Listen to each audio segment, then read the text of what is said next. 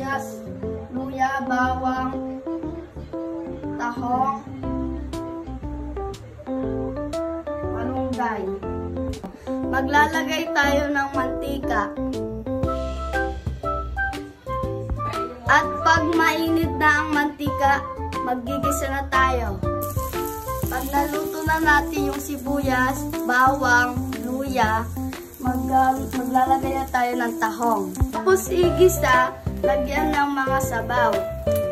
At lalagyan na natin ng tubig para maging sabaw. Pag kumukulo na, lagyan na natin ng mga pampalasa.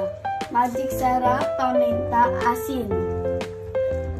At pag ganyan na, pwede na natin ilagay ang malunggay. Ito yung malunggay. Ito ang malunggay. At pwede na natin patayin ang apoy.